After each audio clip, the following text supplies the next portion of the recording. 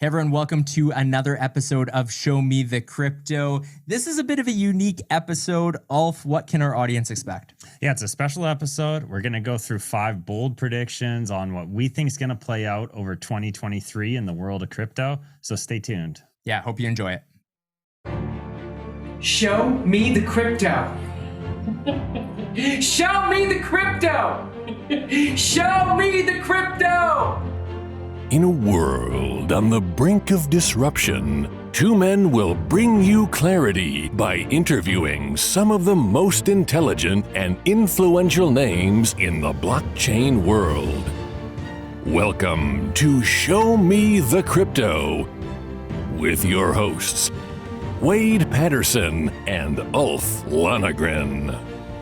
Well, hi there and welcome to Show Me the Crypto. My name is Wade Patterson. And I'm Ulf Lonergan. We're a couple of friends from Canada who love learning about cryptocurrencies and blockchain technology, and we're happy you're along for the ride. Whether you're a crypto virgin or you know your way around the block, we hope our interviews with some of the most intelligent and influential people in the blockchain space help deliver you with value. But on this episode, it's a little bit different. This is a special episode. So I want to stop you right there. If it's your first time listening to our podcast or watching on YouTube, go and check out some of the other episodes because this is not our usual format, how we do things. Typically, we have guests on, fully guest interviews. But since we're entering a new year, 2023, Ulf and I thought it would be a good plan to chat a little bit about what the year could look like because, wow, 2022 was unexpected in many ways. And so we thought we'd throw out some bold predictions, 5 bold predictions. We're going to list these off one at a time of what we think could happen this year. I want to preface this by saying this is not financial advice in any way. Please be very careful. Crypto is a risky industry, and you want to definitely be careful with your investments. Obviously, it's an industry we're passionate about. 90 some episodes deep into Show Me the Crypto, though. So what do you say, Ulf? Anything to add before we jump into bold prediction number 1? No, just to maybe set some expectations. So we've got these 5 predictions, but, we are 2 individuals. So, one of us will give our prediction and the other will still have their chance to give their take. So you'll be hearing from both of us. The rebuttal. Yeah, that's right. That's right. Okay. Bold prediction number 1. This is the one that I wrote down. And that is, I think we are in for a long bear market of a year. I think I don't know if I'd go as far as saying dull, but because crypto is never really that dull, there's always something going on. But I think we are in for more pain that we experienced in the latter half of 2022. I think that it's going to be a tough one, a long slog. And some of the reasons I think that, really it goes down to what we've seen historically. And I understand we had a great guest on, I'm trying to remember who it was, who said past performance doesn't indicate future results.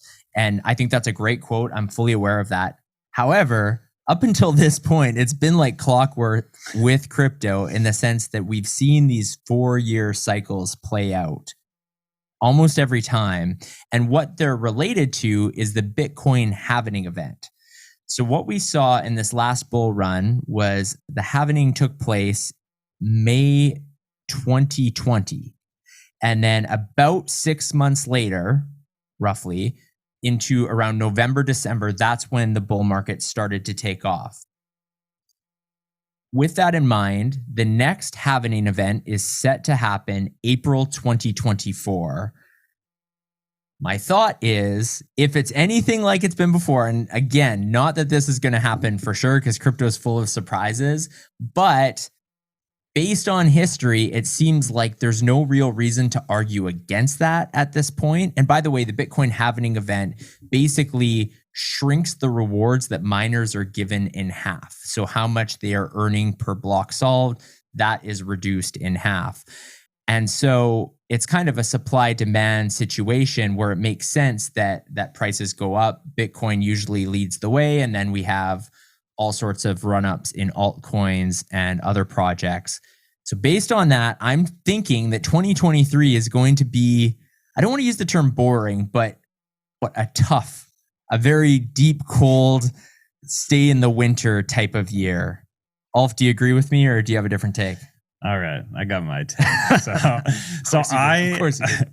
I do think that if you look at the crypto market in the grand scheme of things, like if you're looking at it from the macro perspective and you're looking at it from maybe a full 4-year picture, in that case, I would probably tend to agree with you and say, yeah, 2023 is not going to be one of these big, exciting years.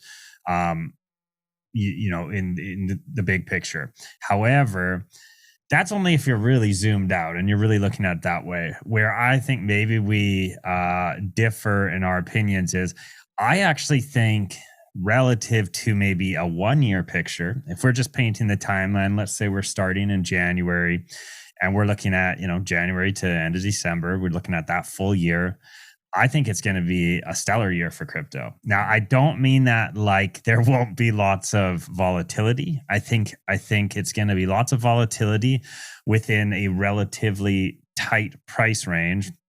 But tight is like, again, it's all relative. And in the world of crypto, tight is not that tight. I think we're going to see swings anywhere from where we are today. Bitcoin's currently sitting around about 17.5. And I think that by the end of 2023, somewhere around 25 to 35K is where we'll see Bitcoin. So I think getting there it's not going to be a straight line, or things won't just go up. There's going to be a lot of choppiness. It's going to be, a volatile time, and, be careful with your investments. But I do think overall, if you were just to paint where are we today and where will we be by the end, I think we're going to be up significantly. I mean, if we do end up hitting around 32,000 or whatever that is, 34,000, we'll have doubled from where we are today. So you could do good next year if my prediction comes true. However, this is not financial advice. Who knows what will happen? But that's kind of what I'm expecting. Okay, so I want to flesh this out a little bit. I just checked Bitcoin. So we're recording this in mid-December because it's going to be the holidays. We want to get this one batched up. So we got a couple of weeks of where things could fluctuate. I just checked Bitcoin, $17,400. What's your over-under on $29,000 Bitcoin? Would you take the over or the under by December 31st, 2023? Okay, I need to have a caveat with this. I'll answer it, but I'm adding a caveat. Okay. I will say over. Okay, but first off, what's your caveat? My caveat is that, as I mentioned, it's going to be highly volatile. So is that exact date? I mean, I might get unlucky and maybe we've just had a dip, but it might be weeks later. Okay, but take the caveat out of it because there's a reason I'm asking this. So specifically, December 31st, over, under 29,000. So caveat aside, if I got to pick, I'm going to go over. Bet you a pint on it. I take the under. All right. You got it. Heard it here first. We'll see you on that. Okay, that was bold prediction number 1. Ulf, you're going to lead off on bold prediction number 2. All right. So bold prediction number 2 is that centralized exchanges they're gonna have to become much more transparent, and if they don't, they're gonna be left in the dust. I truly do believe that. Now, what does that really mean? Look, it's been a crazy year in 2022. There's been, we saw the bankruptcy of huge names, FTX obviously being the biggest story of the year. But beyond FTX, there was Three Arrows Capital, there was BlockFi, Celsius. I mean, there was huge names in the industry that were really, honestly, well trusted. They had a good reputation prior to 2022 for the most part. And most people did not see this coming. I think the fallout has had an impact on not just the industry from an investor viewpoint, but from a regulation viewpoint. I think there's going to be tight regulations that come down the line and force these centralized organizations to put in better regulations so that they can't mess with their users' money as easily. I also think, regardless of the regulation on that transparency side, proof of reserves is something that's already being discussed a lot. There's already exchanges implementing proof of reserves and trying to bring that transparency around the fact that, look, your money is safe with us. We have enough assets to back everyone that is within our platform. So I think that's just the tip of the iceberg. I think that is still early days, and we are going to see by the end of the year some exchanges will really push that envelope, because I think it now becomes not just something that they should do, but it becomes something that you can take advantage of, and some will. So, like, let's say some of the smaller players who have to compete with the Binances in the space. Well, that can be one of those sort of marketing tactics and true beliefs, if they really do mean it, to say, well, look at us. We may be smaller than Binance, or the next guy, but we're 10 times more transparent, or we have 10 times better security measures, or XYZ. So I think that will become a tactic for user generation and for retention of your users. I think that I think everything that's happened this year is going to have a major impact. Yeah, listen, FTX in November, all of this news, like, it was insane. Like, just like the crypto news story of the year in a very bad way. And it impacted the industry in a negative way. But I think it's unfortunate because, again, centralized exchanges aren't crypto. They're not blockchain. They are great on-ramps to get people into this space. And I think it's so important. One of the aims Ulf and I try to do with this show is educating those who are new to the space about crypto. And something we've said from episode 1 is the importance of self-custody of your funds. But we also, I think, as an industry, need to be patient and understanding why people are hesitant to do that, because it's not easy either to figure all of that out, especially, like, people are using centralized exchanges, or have in the past, because of the ease of use. It's a very simple process to do it. We're used to working with bank accounts and have a certain level of trust that we have in bank accounts, and people put similar levels of trust in these exchanges. But we've just seen too many examples, and the old phrase of "not your keys, not your coins" rings true for sure. So I think it's important that as an industry, we continue to educate people of that importance, and continue to make it simpler in order to get there as well. But I don't disagree with you at all. I think that that's definitely going to be a theme of 2023. Okay, so that's number 2. On to bold prediction number 3. And that is that I think this will be the year of music NFTs. And I'm not prophetic in saying that. We have had much smarter guests than me on. In fact, this summer we interviewed a number of people. We had Cooper Turley. He's been guest of the show a couple of times. We had Blockchain Brett. We had artist Daniel Allen, who is really a story of a Web3 musician who's having a real go at it. But what they're talking about in terms of why the music industry it's ripe for disruption. I mean, it's insane when you look at the numbers of how much artists actually get from the music that they're putting out there. Credit goes to Cooper on this stat, but he had said that for an artist who is dropping an NFT to sell 25 of those NFTs at 0.1 ETH is greater value than having a song streamed 1 million times on Spotify. Yeah, that's crazy. And so it goes back to that idea of the true fans, like 25 true fans. 25 is not a big number. I think that, of course, we got in the crypto craziness, the NFT craziness of drops were selling out like nothing. 0.1 ETH, I'm not going to say that that's a small number. It's still significant. It's still, depending where ETH is, $100, $200 around current prices. But I think that there's going to be a lot of opportunities. One thing that had been mentioned as well is that there hasn't really been a breakout Web3 musician star yet. Daniel Allen, I mentioned he's doing really well, but like somebody who's really hit the mainstream and is known as innovating the game. And this could be the year for it. I feel like it might be more likely when we're in a bull run, but I could also see a lot of the building blocks being put in place this year to get to that point. Another real quick thing that's interesting, and this was more coming from a recent interview that Blockchain Brett had, not on our show, but on another podcast. And he was talking about the fact that right now, if you look at music NFTs as a genre specifically, they are not in this crazy bear market that other NFTs are experiencing.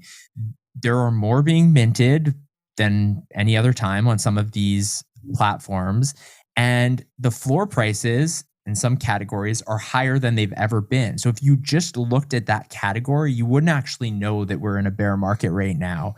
And so it really, when something is happening that is counteracting what everything else in the crypto space is doing, when everything else is kind of going down or staying level, but you have something else that is doing a bit more. It almost reminds me of DeFi summer, how we had that pop off before the bull run. Yeah. I think that's possible with music NFTs. Ulf, do you realize our audience has been either watching or listening to this episode for 20 minutes? 20 minutes? No, they should probably subscribe. Yeah, they should subscribe. And if you're watching on YouTube, make sure you comment and turn on notifications. And if you're listening to this podcast, especially if you're on Apple Podcasts, leave us a rating and a review. We're also on Twitter, Instagram, and even TikTok. So go check out the episode description. You can find all that information below. And we have an update on the NFT, don't we? That's right. We didn't previously mention this, but this NFT for OG supporter is a one of one. There will only be one of this kind ever minted, and we have a few surprises for the person who purchases it. The link is in the episode description. And back to the episode.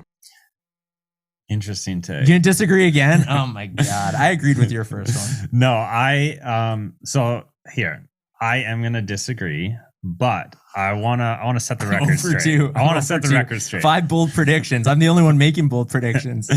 I believe. Hey, this is this is a prediction on the other side, which is that I'm a big believer in what blockchain technology will do for the music industry. I think Web3 music, blockchain, NFTs are all going to push that industry forward. I don't think 2023 is the year, only because timing wise, I agree with everything you said, except the timing. I do think it's still a little early. And that goes back to, in the conversations we had this year with, the various guests you mentioned, what I came out of those conversations learning is there's so many ways that you can apply this technology already today. There's also so many ways that we probably don't know yet and really haven't even been explored. And that of all the ways that exist today and may exist in the future, none of them yet have been proven to be like the thing that's going to pop off. And I think that it's maybe too early to say that thing's going to be figured out, and that artist, that one, like you said, that sort of like milestone artist is going to also figure themselves out, figure that sort of secret out next year. And part of that does go back to what you also mentioned about it could just be timing with the market as well. I do think that's a factor. I think that a lot of like what's going to lead to that big success is at least more likely to come when the market's hot, when things are popping off, and when everybody's jumping on some sort of bandwagon, which at some point will be music related. So I don't think we'll get there next year. I hope we do. Yeah. In deep down, I want it to happen. Yeah. But I think it's going to be a little further out. If not that we're making predictions further out, but maybe 2024 is that year. Yeah. And I don't really disagree with your answer either. I think it could be, it almost seems like a coin flip to me in terms of it, but these aren't 5 soft, weak predictions for 2023. They're 5 bold predictions. So go ahead with vanilla prediction number 4. Formula for making a bold prediction. Take a timeline where you see where it's actually going to happen and just pull it back. Exactly. All right. On to Ulf's vanilla prediction, number 4. All right. Up. DEXs are going to pop off. And this is, it goes back to my last prediction with everything that's gone on in 2022. But the truth is, like, from all the evidence I can see, honestly, DEXs haven't popped off up until now. Like, there's lots of DEXs. They keep showing up. There's new ones that are coming out, and there's lots of like, from a maturation standpoint, there's more and more features that DEXs are offering.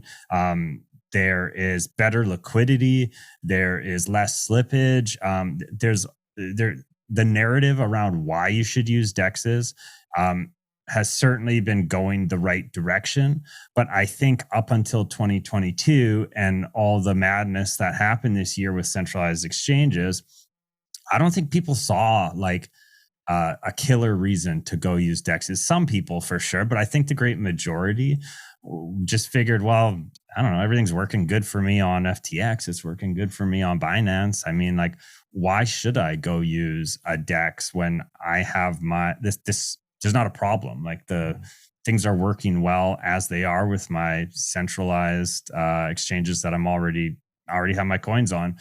I think that's all changed, right? And so just as much as centralized exchanges have to now try to win users back, I mean, you can see there's record numbers of assets being withdrawn off of exchanges.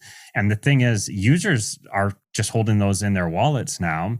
But what about those users who actually want to do more than just hold their assets? There are many people who want to actively trade.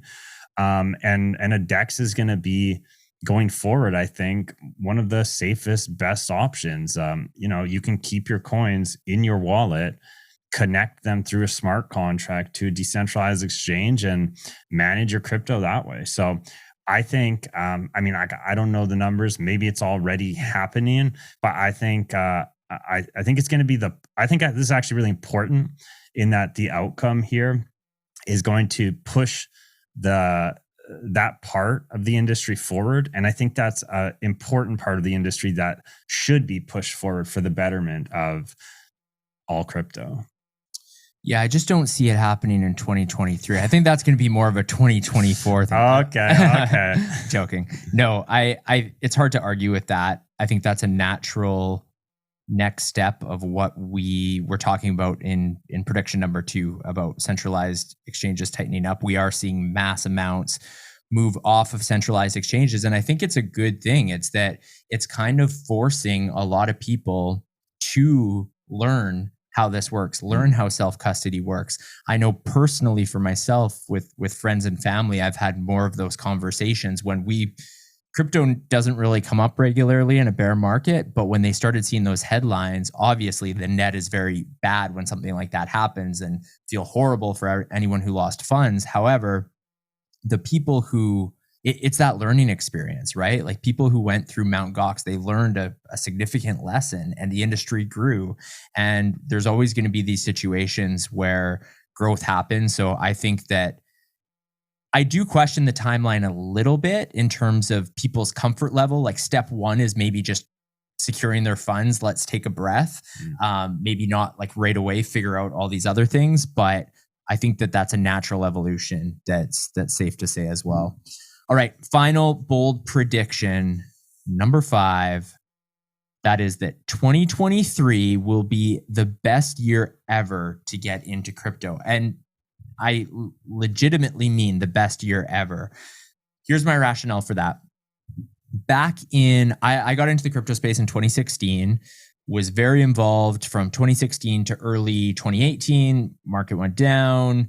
I still stayed a little bit involved till mid 2018, and then my interest fell off. Not completely. I still somewhat occasionally would look into what was going on in the crypto space, but I have the regret of not being more involved because I saw people who were involved during that space, and they built such a great reputation because they were there, they were building, that is when you show you really have faith in the industry, when you stick around at a time like that. And I just think that right now, if you can land a job in the crypto space in Web3, that is, first off, that's a great testament to the company that they are actually in a hiring mode during the worst time of the market, because so many companies are hiring during the bull run and then firing or laying off employees once things go down. So that's a good sign for the company that you get on with. But also, if you can build that experience over the next couple years, and then when things, because I do believe it's a matter of when things take off again, you're going to be so much further ahead than the masses who try to rush in right when the bull run starts once again. So I do think that now this year, and whatever, I'm not saying you have to go get a job in crypto, even if it's just education wise, dollar cost averaging in, again, not financial advice, but do whatever you will do. But to me, these are smart times when other people are not really talking about the crypto space. From past experience, that is usually the best time to be interested and looking into the crypto space. What are your thoughts? Are you going to argue with that one? Come on, man. I'm not going to argue with that one. I think that this is a great time to get in. I will say, is it the best time ever? Who knows? Because that's subjective. Yeah. But it is a great time, no doubt. Because if you believe, I think the same sort of outlook that Wade and I both have, which is that things will get better. That's why I believe that, getting in now, again, whether it's a job, whether it's to learn about how it all works and invest, whether it's just education wise, maybe it's not necessarily a job. Maybe you want to create content like us and play a role in on that side, and do something entrepreneurial. Whatever it is, I think getting involved, educating yourself, sort of making your mark right now, even if that mark is small and just a start, it's a great time to start, because it's going to be up and up from here. And that, I don't just mean that like market or like price wise. I mean, truly, the technology is young. We are still very early. It may not seem like that to a lot of people, but we are. And I think I totally agree. It's a great time to get in. Final bold prediction. Our podcast will be around at the end of 2023 still. Do I agree with that one? 100%. Oh yeah. Let's go. Honestly though, if you've stayed along this long, if you've been watching the episode or listening to it on Apple Podcasts, huge thank you from myself, Ulf as well. We love doing this. For us, it's our way of staying involved in the crypto space, of learning a lot. We feel like we're learning along with our audience. It means a lot every time somebody leaves us a rating or a review, or just lets us know, comments on one of our tweets. It really, really makes our day. So thank you so much to everyone who has supported our podcast. We will do our best to continue to get kick-ass guests on the show, deliver good content that's interesting, informative, hopefully educational. So thank you so much, and cheers to a great 2023. Thanks, everyone. It's been awesome, and we're looking forward to 2023. Thank you for listening to Show Me the Crypto. Please make sure to subscribe, as well as rate and review this podcast.